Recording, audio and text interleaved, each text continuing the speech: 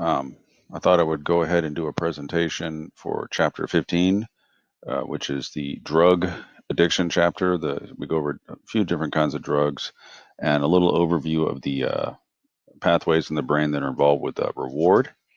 Um, in a way, this kind of relates to the learning chapter because things that cause pleasure or reinforcement, as we might say in psychology, tend to be learning events in the sense that your behavior has changed. So that's just something to think about there. But at any rate, I wanted to go through this. If you have any questions, you can post them on the discussion thread, and I'll put because I'm going to put the link to this video on the discussion thread. I'm not going to be requiring specific, numbers of questions this particular week, but certainly, if you have any questions, please let me know because this material on this will be on the final exam. Okay, so we're going to go through some basic principles of drug use, tolerance and so forth. And so let me just get to let's get right to the overview here and routes of administration. So let's see here. Let me make this so we can see this a little easier. And we're going to, let's see, give me just a moment. I like to do, actually, I want to start the show from current slide. Okay.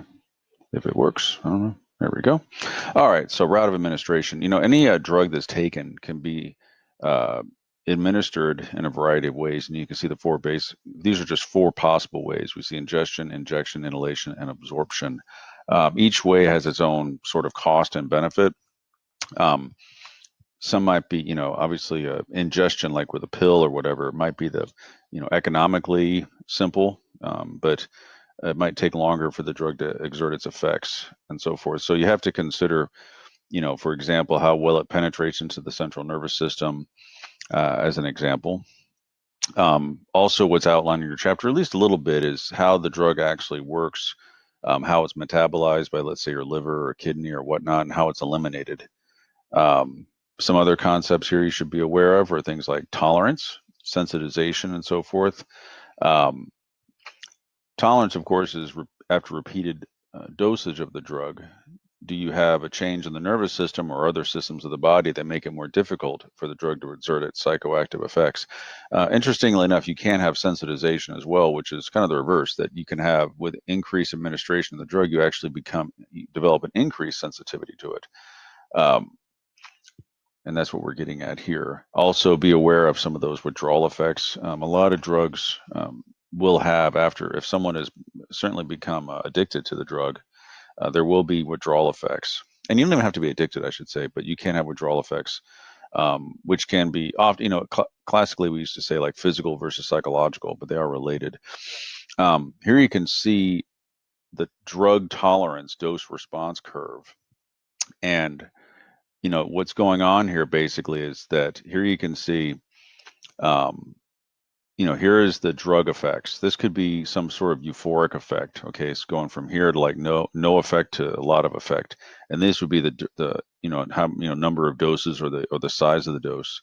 Note to get the curve shifts over to the right, meaning that to get the same sort of euphoria, you would have to increase the amount of the drug quite a bit. So we call that the tolerance. A shift in the dose response curve to the right after repeated exposure to the drug. All right, and that happens with a lot of different drugs. It happens with alcohol, happens to painkillers, and pretty much any drug can potentially develop this type of response curve. This dose-dependent response curve. And here it's kind of interesting. We see relation between tolerance and withdrawal. After repeated exposure, we get less and less. This is actually what you're seeing here. And I remember when I took the course here, this type of response that you're seeing here, this is figure 15.2 in your book. This is an opponent process, what's going on here. So, here you have, repeated exposure, and that is, let's say with alcohol, you're getting this, say, euphoria from that, a little bit of euphoria and stuff like that. People feel good when they drink that. But what happens is over time, especially for like a heavy drinker. As the tolerance increases, the withdrawal tends to get far worse. Okay, so you can think about it. Anyone that goes out and drinks is going to have, if you have enough drinking going on, you're going to get the so-called hangover, right? That's essentially withdrawal symptoms. But someone who's a big-time alcoholic, that withdrawal is going to be rather severe. You can see these are the same adaptive physiological changes that develop in response to drug exposure and produce tolerance manifest themselves as withdrawal effects once the drug is removed. So here you can see drug exposure leads to the development of adaptive neural changes that produce tolerance by counteracting the drug effect. All right, that's called, sometimes we call that a compensatory response. This is over time, and that's what you're seeing here. That's the changes. It's suppressing the effect. This would be the fact that, the person who's had the, let's say the glass of beer the first time in their life, that's going to have it's going to exert a much greater psychological effect on them than if they've been drinking for 20 years. I think that's pretty obvious.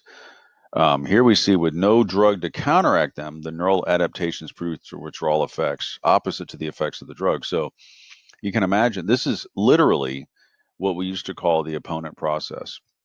So think of if the drug is producing euphoria, the opponent process would be dysphoria.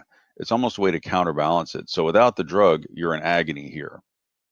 All right, if that makes sense. What is drug addiction? This is sort of an interesting question. I don't know if I can answer that. This comes down to operational definitions and stuff like that. How do we define these things behaviorally or whatnot? How do I take something that's kind of abstract like that and give it a specific, quantify it or whatever? Hard to say, but this is typical way we do it. We use drugs, someone that uses drugs despite adverse effects. This could be social, its effect on your personal life, job, and so forth. Any kind of addiction really can be defined this way. And of course, addiction can be, there's lots of different ways to become addicted. I was looking here, let me get out of this just for a moment. I was on, if I can find, here's the, give me a second here. This is, I found some statistics here. Here is, this was when I get more to alcohol, but this is the way they define, this is kind of interesting. This is the CDC, I believe here. And I was just interested in just sharing how, prevalence of alcohol use in the United States. And we can see percentage of adults aged 18 and over who had at least one heavy drinking day, okay, in the past year. So a heavy drinking day to them is 5 or more drinks, okay? That's how they define it. Now, I'm not saying they're defining that as having an alcohol problem, but that's kind of interesting. That's how they define it. So often it's just, these definitions they just decide these things. They just kind of come up with their own way of deciding it. But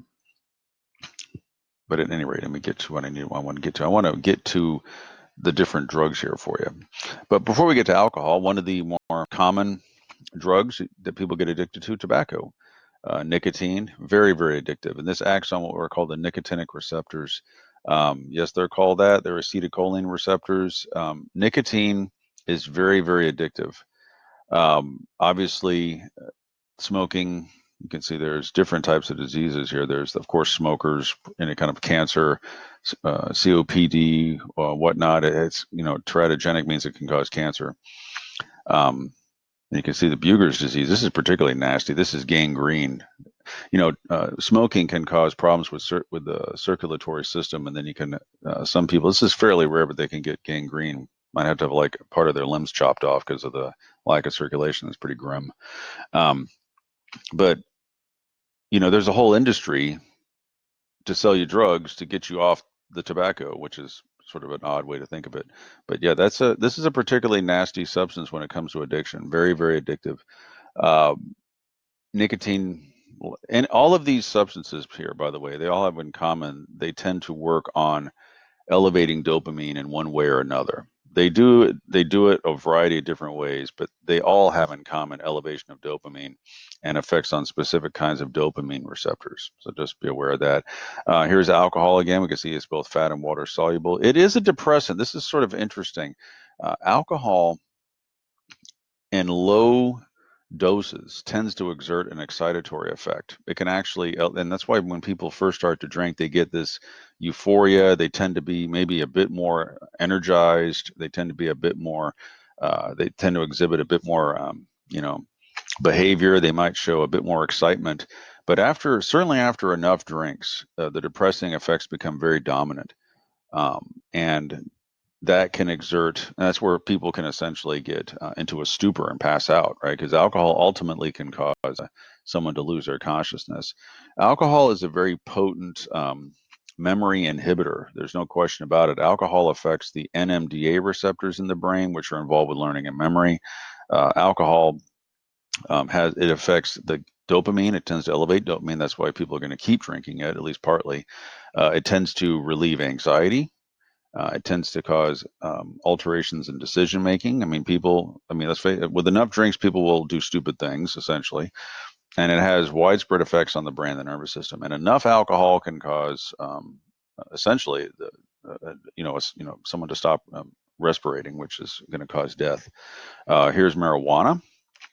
And you can see this is kind of interesting. Whether or not it is addictive is sort of up in the air right now. Traditionally, it's been said that marijuana isn't a particularly addictive substance, but I don't know how that's gonna change now, especially as it gets more widespread use. This has a psychoactive effect via the THC and so forth. Generally, people smoke it to get it, although it could be ingested in other ways, and so forth. But that's marijuana. A little bit there. Cocaine. Yeah, these are stimulants. That would include cocaine, amphetamines, and generally speaking, you got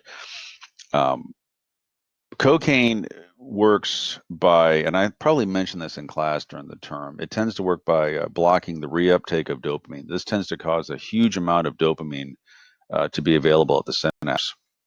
It is a fairly addictive substance. As a stimulant, it's very potent and it tends to cause psychoactive stimulation with really, really high levels. It can make people almost paranoid. But generally, it's extremely euphoric. It's a fairly expensive drug. This was the drug of choice back in the 1970s, especially with wealthy people.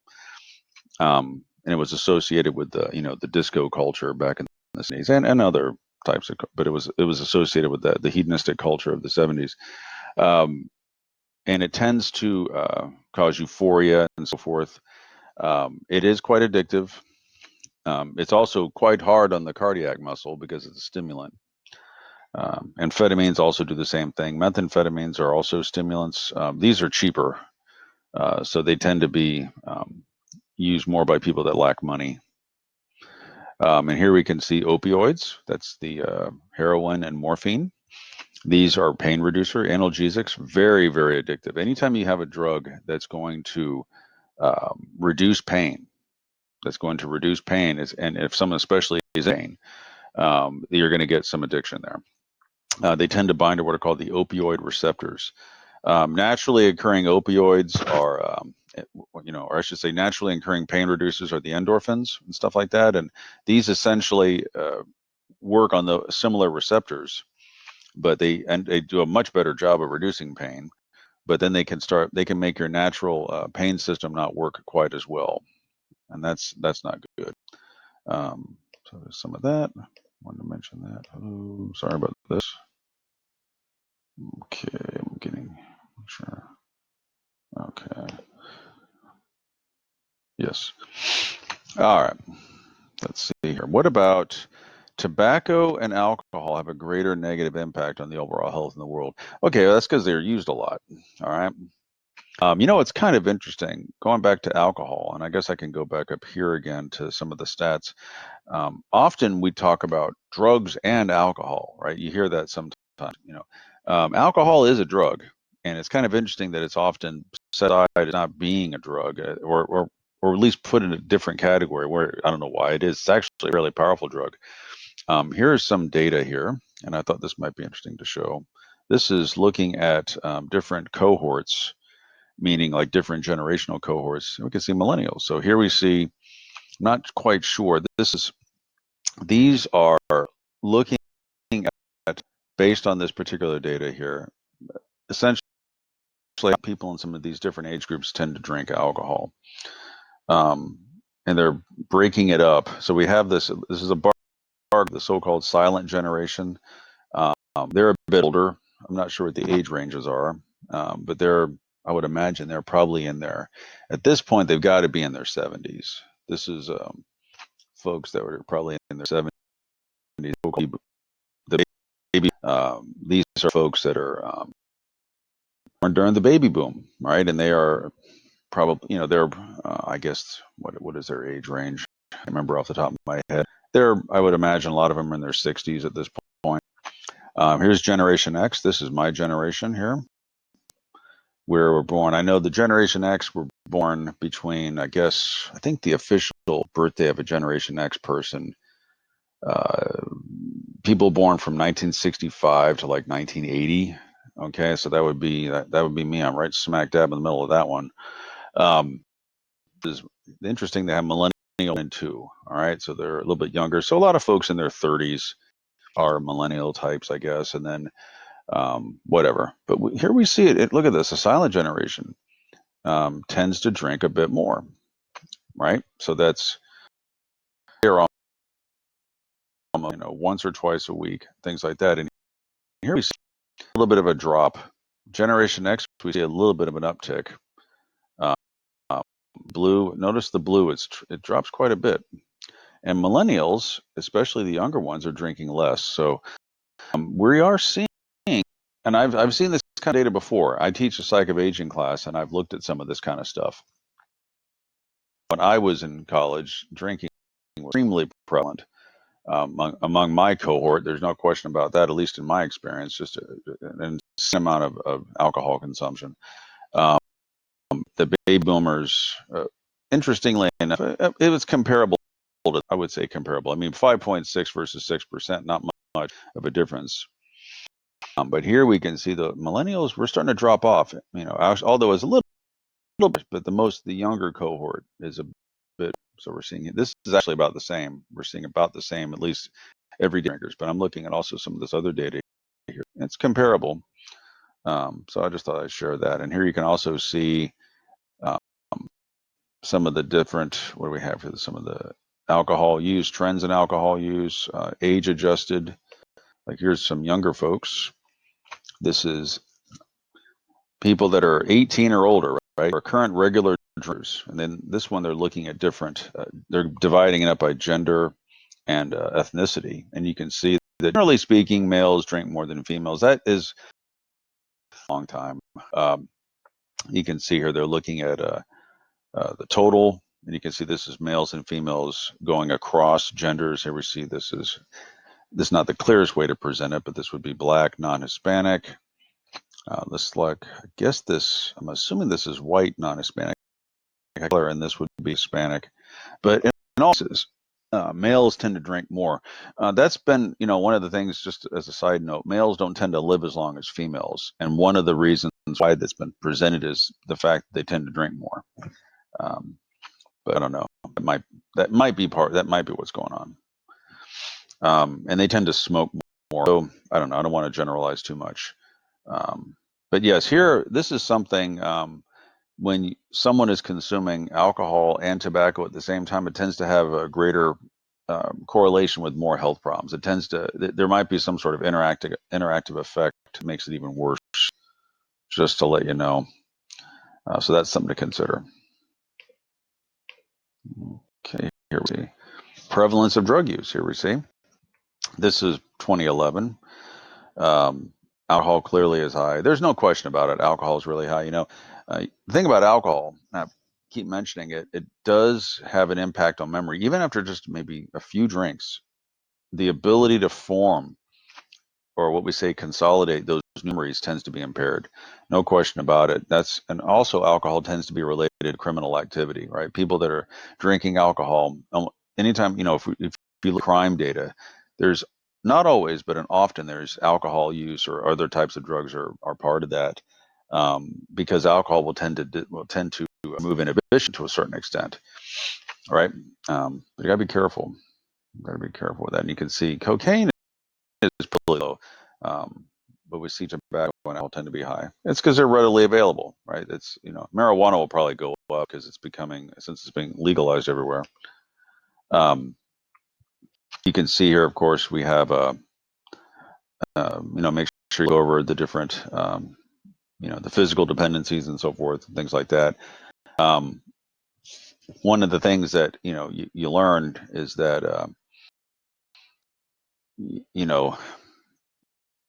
sometimes addicts have to like leave and go to different settings to make sure that they're not around the areas where they might have used to drink and stuff like that because of all the learning effects. And that's sort of interesting. So there's a lot of classical and operant conditioning involved with this kind of stuff. At any rate. All right. So what about some of the parts of the brain? The mesocorticolimbic pathway. All right. So this just tells you right here, fancy word, all the different parts of the brain we're talking about, or at least most of them. Mesocorticolimbic. Okay, and this we have some parts here: the substantia nigra, the ventral tegmental area, and the nucleus accumbens. All right, we've known this particular pathway is involved with reinforcement. Back in the 50s, Olds and Milner did their classic self-stimulation studies with rats. Rats will self-stimulate in a chamber like this. So you can see they press the lever, and they press it, and they get stimulated, and they will do it a lot. They might press. As they press that thing, you get a rat to stimulate. They might stimulate it until they have cardiac arrest. So yes, they will do this. All right, and that's one of the classic paradigms to study this in animals. And here you can see the pathway itself. All right, you can see the. Make that a little bigger. That's probably good. Here we see. That's the nucleus accumbens. There's the olfactory tubercle, part of the olfactory system. Amygdala is involved, the septum. All of these areas are involved. The substantia nigra tends to synthesize the dopamine. And then off to all these different areas. There's lots of receptors here in the cortex. So this reward system is affecting judgment, okay, probably through its effects on the cortex. So there's the ventral tegmental area. That's another part. So that's the VTA. So those are some of the important structures. And of course, the accumbens. All right. And that's all in your text. That's all in your text there. Interestingly enough, you get these animals. This is the paradigm here. They, and this is mentioned here. If I can get to this, this is hard for me to use this computer here. Let me see. Yeah, condition, place, preference. Yep. If you give an animal drug in a particular compartment, I believe the picture. Let's see. Oops, sorry about that. Yeah, if an animal is given a drug in a particular place, you see the animal will tend to prefer the part where prefer the compartment. Like here, this would be we have essentially a compartment that's divided by a wall here. And you might allow the animal to go back and forth between two rooms, essentially. We'll call it little rat rooms. If they're given the drug in this darker one, they're going to tend to want to stay there. That's called conditioned place preference. So you can imagine if people are they're using alcohol or tobacco, and this is reinforcing, and they might like that certain bar they go to, or they tend, and of course they're socializing, and that's also reinforcing, and that's what they're going to tend to want to do. And this condition-based preference isn't just about drug addiction or something. That can be about a lot of other things. It's conditioned because it's a learned effect. Interesting. And I mentioned that before. So if you don't want, that's why sometimes people that are addicted to alcohol and they're trying to get over it, they might need to move from the town they were in, because all of those places will be cues for the alcohol that they're used to being. Here you can see that nucleus accumbens. Make sure you study that. Is critical to the experience of reward and pleasure. You can see this. It can activity lead to conditioned place preferences and stuff like that. So that's an area that's been like for years. And there's a lot of research. It's actually pretty complicated. For this class, I just want you to know what's in the text, but we'll leave it that it's just important for reward and pleasure. I think that's good enough for this particular course. But you can see here, that's basically what I wanted you to get into. Here you can see some of the different processes or the stages. Drug addiction. It has a positive sentiment. That's a way of saying reward. You can get sensitized to it, which means you might enjoy it even more. We get elevated dopamine in the accumbens. There's the craving and wanting responses. Another thing that you can see here, the craving. Most addicts at some point after they stop taking, and so forth. And those, like I mentioned, that's the condition environmental cues. Those are those places where they were doing it. If someone has their so-called drinking buddies, that person becomes a conditioned environmental cue for them, and they see them, they're going to want to drink again. They're used to, they associate just their presence with drinking. Yeah. Okay. You can see here, this is what they mentioned here. So yes, 3 different causes of identified stress. This is the relapse. Stress, of course. Drug priming means different cues that the presence of a drug. Conditioned environmental cues. Conditioned cues presented shortly after drug withdrawal are less likely to elicit cravings than cues presented later. So this could be, all right, I've stopped. I'm not going to drink. I'm on the wagon. I'm drinking. And after a while, the incubation occurs, and then addicts might relapse after years of abstinence. So the AA, the Alcoholics Anonymous, they basically take the view that your incubation period is the rest of your life, and you basically can't have any drink at all, and they're very strict about that. It's not a matter of just there's no way you keep anymore because there's potential to relapse there.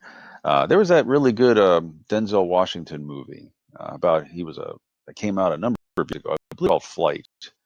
You might want to check out. He plays an airline pilot who's quite good, who has a severe problem with drug addiction. I believe he's alcohol and cocaine, all kinds of stuff, and it's a really, really good movie. He does a nice job of showing someone who's really he tries to stop what he's doing, but one night he just really goes crazy with the drug use. But that's an interesting movie. I believe it is called Flight. Denzel Washington does a real good job showing someone who is really having addiction problems in a very meaningful and humanistic way. The way he does it, it's really good. But anyway, yep. So you can see initial drug taking. Yeah, you got to start somewhere, and that's why it's always dangerous when people are first starting a drug. Then there's the habit.